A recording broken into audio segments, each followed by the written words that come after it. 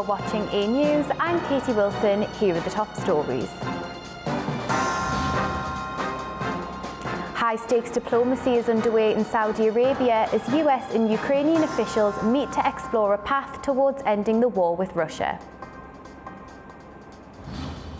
Aerial attacks between Russia and Ukraine have escalated with casualties on both sides. Celebrations in Syria as Kurdish-led Syrian Democratic Forces agree to integrate into state institutions.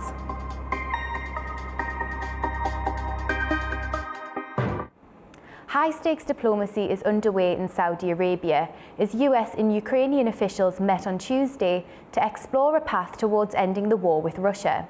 The talks come just hours after Russian officials reported that Ukraine launched its largest drone attack on Moscow overnight.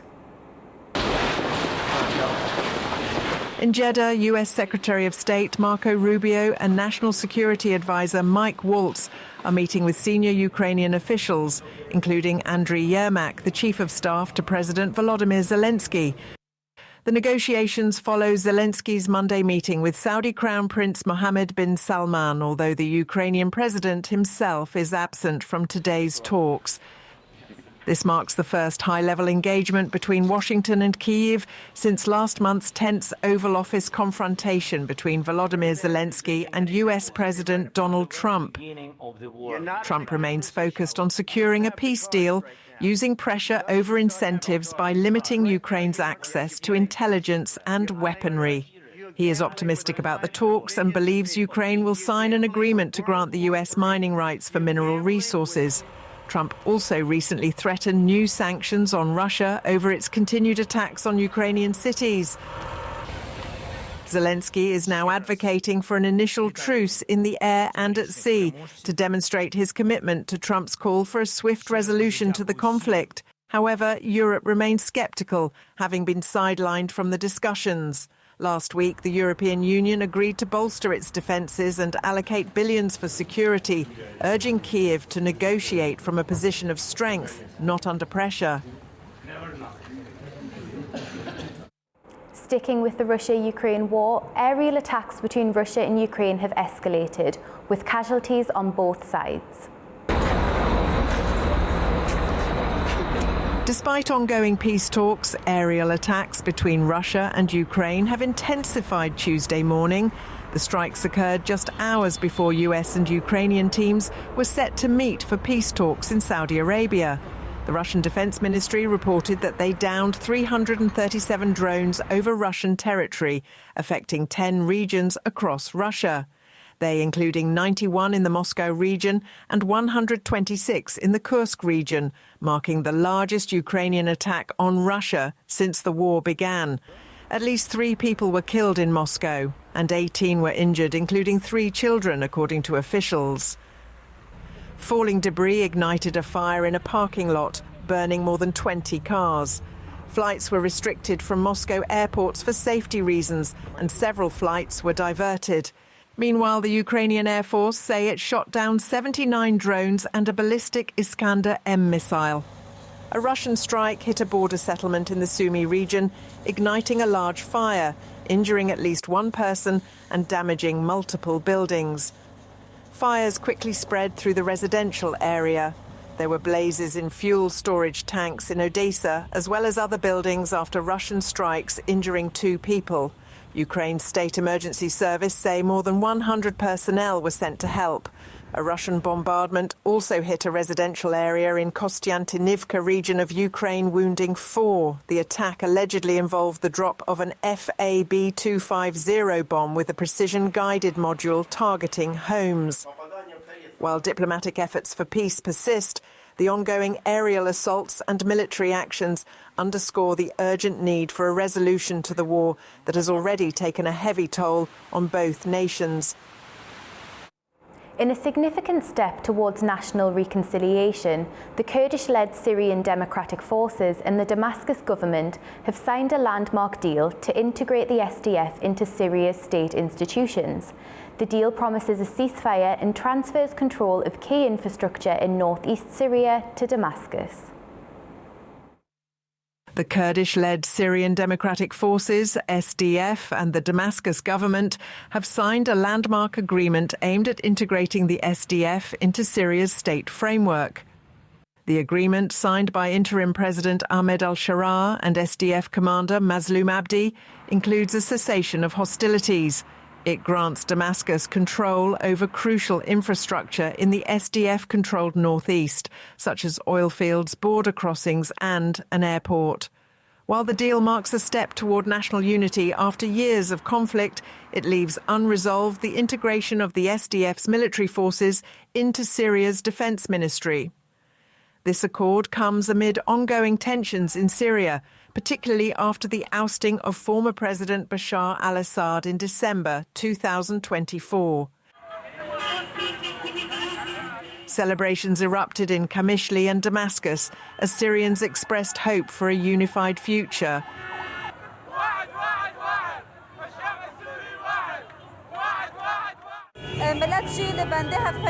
The people needed an agreement like this. The world is tired of displacement and war, so we are happy with this agreement because it will bring peace to a new democratic Syria.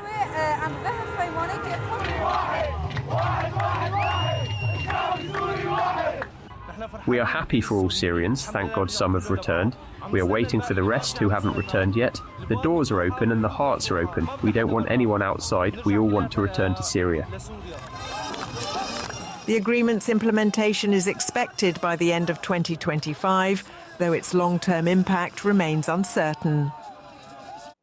Turkish President Recep Tayyip Erdogan says he welcomes interim Syrian President Ahmed Shara's commitment to punishing those who acted outside the law.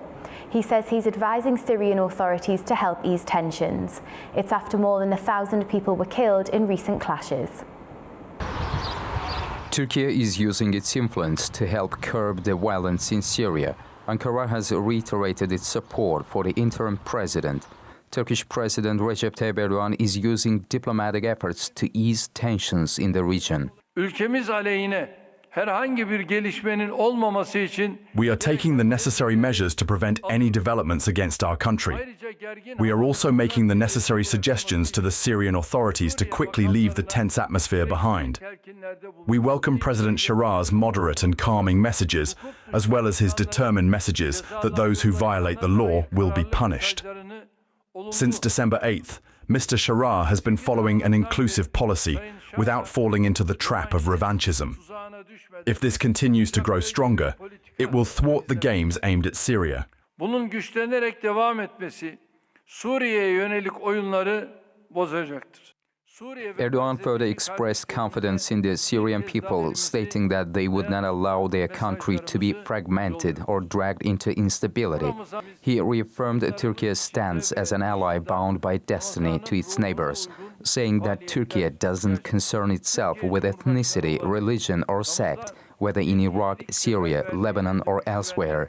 The Turkish president also criticized efforts over the past 14 years to spread Syria's conflict beyond its borders, reiterating Turkey's steadfast position against such provocations.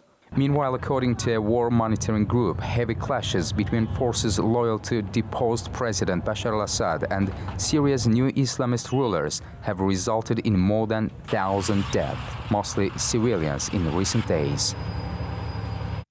The United Nations is calling on Israel to lift restrictions on humanitarian aid for Gaza. More than 2 million Palestinians are facing a worsening crisis.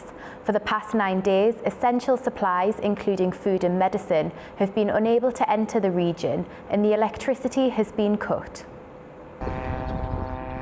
The humanitarian situation in Gaza continues to deteriorate as Israel's blockade on aid deliveries enter their 9th consecutive day.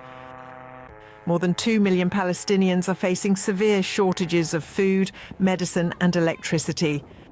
The United Nations are calling for the restrictions on aid entering Gaza to be lifted.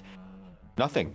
I mean, there's been no goods coming in, no trucks coming in. I've not heard that humanitarian workers were not allowed to go in, but no goods have been coming in. And I mean, we again call on all the parties to live up to the obligations that they had agreed to. We want to see the humanitarian aid return.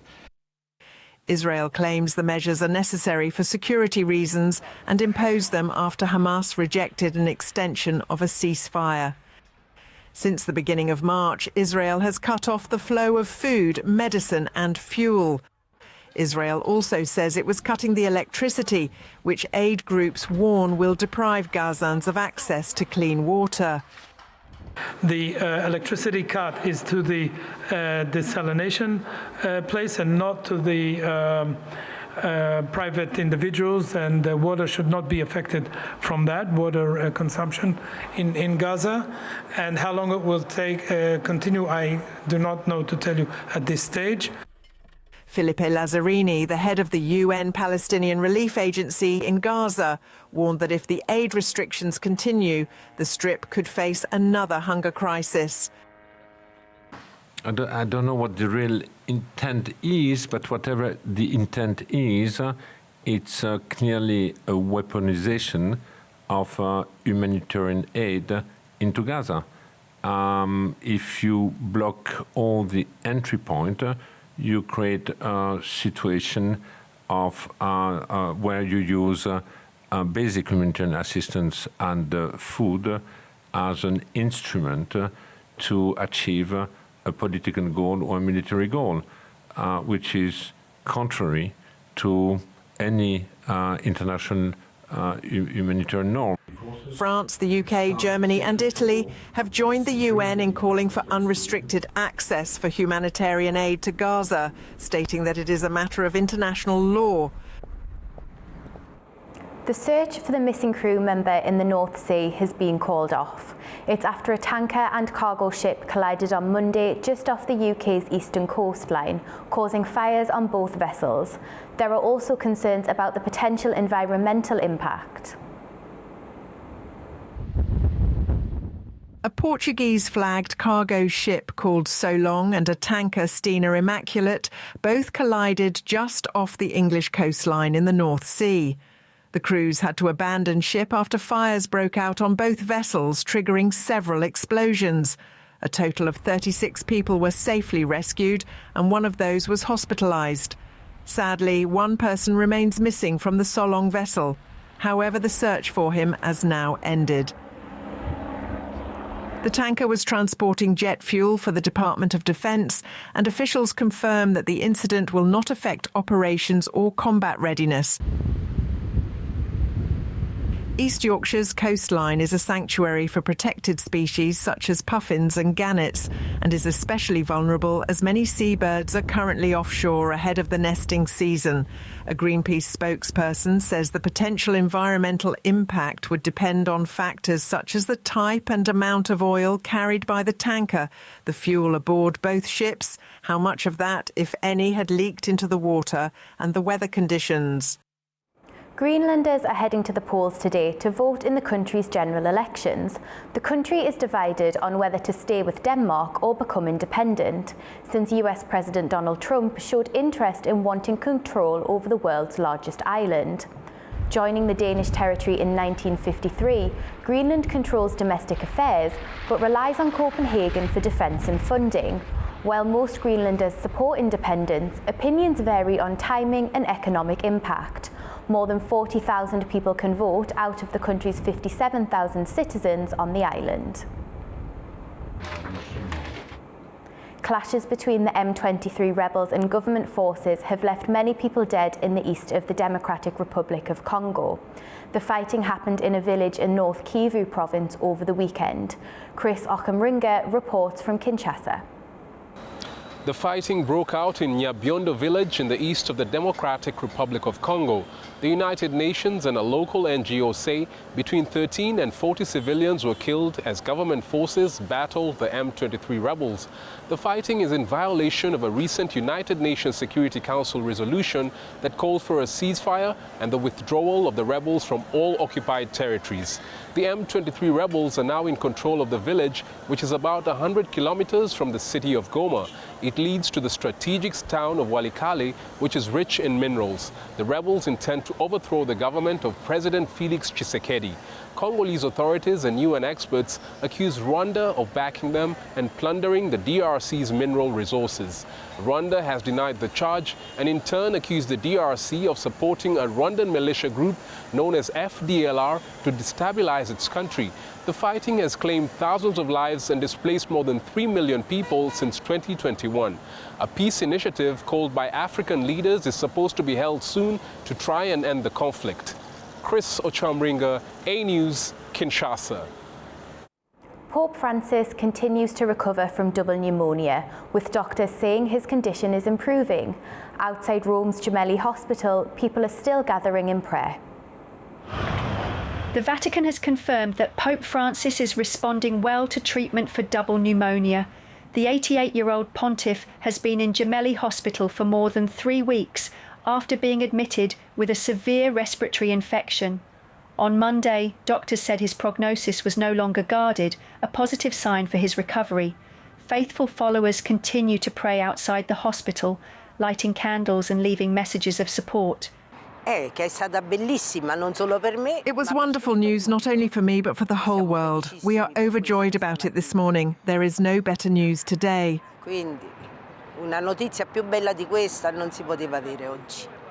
The Pope, known for his tireless work schedule, has remained active from his hospital room, signing official documents and staying in touch with Vatican staff. His supporters say they hope to see him back soon. We are so happy. We need those big words the Pope says every day. Peace, peace, and peace in this world. For now, Pope Francis remains under close medical supervision, with the Vatican expected to provide further updates in the coming days. A passenger bus has overturned on a highway in southern Mexico, killing 18 people and injuring dozens, according to officials. The accident occurred near Santo Domingo Narrow, with the cause yet to be determined. Footage shows emergency crews working around the wreckage, with bodies recovered along the roadside. Investigations into the cause of the issue and any potential responsibility are ongoing.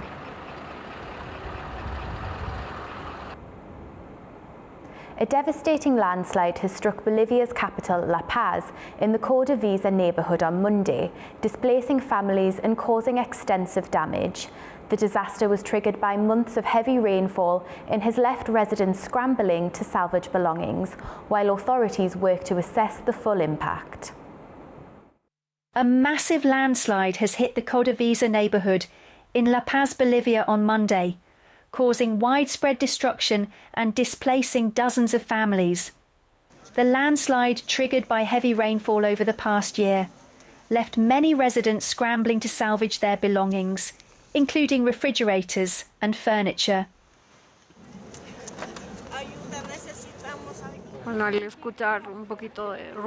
When we heard some noise coming from the window in the morning, all we did was grab our children, some clothes and leave. We thought it was going to stop or slow down a little so we could retrieve our things, but when we returned, they did not let us enter our house. Our things are still there.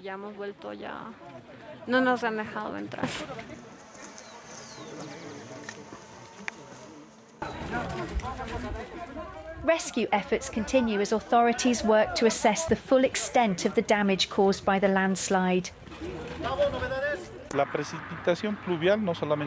Rain not only from this season but from years ago has been saturating the soil in this entire sector, and the trigger was this rainy season. As a result of the saturation of the soils, there was a mass movement. The ongoing rainy season has so far claimed the lives of at least 40 people, with 7 others still missing. The heavy downpours that have plagued Bolivia since November have led to severe flooding, prompting ongoing warnings from officials regarding the risks posed by unstable ground. The devastating floods in Argentina have led authorities to announce 3 days of national mourning. At least 16 people have died as a result of the disaster, and rescuers continue searching for the missing.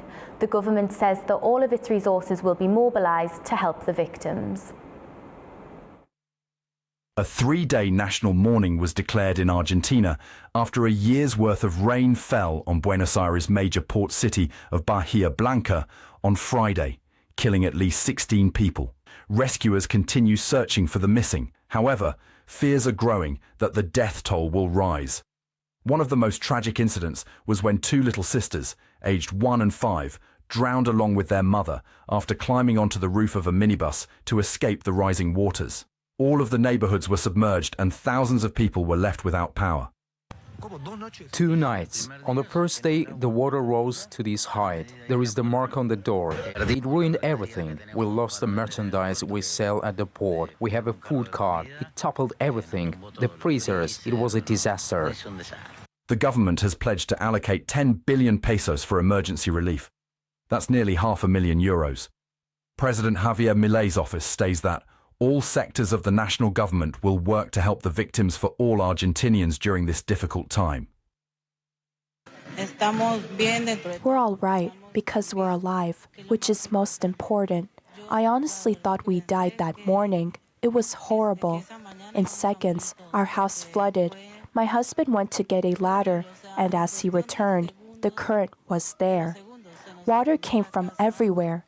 We were saved because he tied a rope to the shed and the car. Many churches, sports clubs, railway stations and foundations have been converted into aid collection points for essential supplies.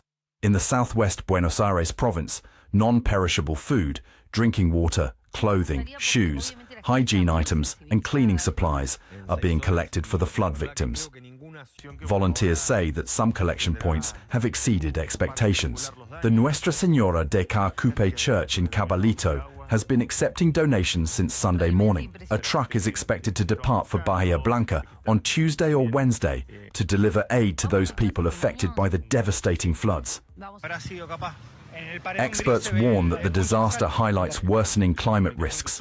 Although Bahia Blanca has previously faced deadly storms, officials say this flood is among the worst in the city's history. Japan marks the 14th anniversary of the catastrophic earthquake and tsunami that killed over 20,000 people and left countless others displaced. The disaster also triggered the Fukushima nuclear crisis, which continues to impact the country's energy policy and recovery efforts. Japan marked the 14th anniversary of the catastrophic earthquake and tsunami that struck on March 11, 2011, leaving a lasting impact on the nation. People across the northeastern regions gathered to honour the victims.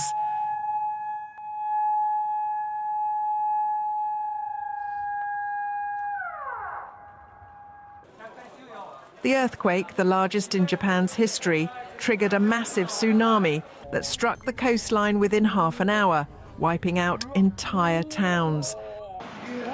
More than 15,000 people were confirmed dead, and approximately 3,000 others were still missing months later. The worst hit areas were in Miyagi, where over 10,000 people lost their lives. Many of the victims drowned as the tsunami waves reached heights of up to 40 meters. Additionally, more than 200,000 vehicles were destroyed in the waves, and countless homes and buildings were damaged or completely obliterated.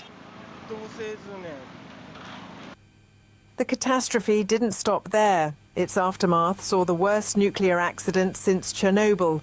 The tsunami overwhelmed the Fukushima Daiichi nuclear power plant, leading to the meltdown of 3 reactors and the release of radioactive materials into the environment.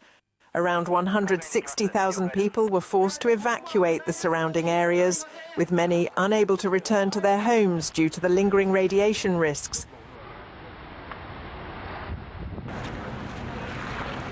Since the disaster, Japan has struggled to restart its nuclear reactors. The 54 reactors that once provided 30% of Japan's electricity supply were reduced to just 14 in operation, with nuclear energy now making up only 8.5% of the country's power needs. The ongoing recovery from Fukushima has also involved the long-term management of radioactive waste, including the controversial decision in 2023 to begin discharging over 1 million tonnes of treated radioactive water from the plant into the Pacific Ocean, a process expected to take decades. Researchers in London have developed an artificial intelligence tool that detects hidden brain abnormalities. It was trained on hundreds of patient scans, and it can now spot 2/3 of these tiny and invisible irregularities. The process speeds up diagnosis, which in turn provides access to life-changing surgeries. You can see that we've got a grey matter. Scientists in London have developed an artificial intelligence tool called the MELD graph to detect tiny brain abnormalities that can cause epilepsy, often too difficult for standard MRI scans to identify. The team has spent 10 years developing this process. The device was trained on MRI data from more than 700 people with focal cortical dysplasia, which causes epilepsy. Known as FCDs, these can be hard to spot with the human eye, and half of these lesions are missed by radiologists. As well as finding these irregularities, it explains the cause. With this analysis, radiologists say they can quickly diagnose and be able to provide surgery that could potentially cure the seizures. Well, So we've made an AI tool to help diagnose hidden brain abnormalities in children and adults with epilepsy. And the crucial thing is, if you can find the brain abnormality, you can offer surgery which might cure the seizures. And what our AI tool can do is find 2/3 of those abnormalities that doctors might miss. And that's really important because it means that more children can get the best possible form of treatment. Epilepsy affects about 1 in 100 people globally, with 1 in 5 cases linked to brain structural abnormalities. Although the tool isn't clinically available yet, the team has released the software as open source and is training clinicians and researchers on its use. Thanks for joining us. Keep watching E! News for the latest, and we'll be back before you know it.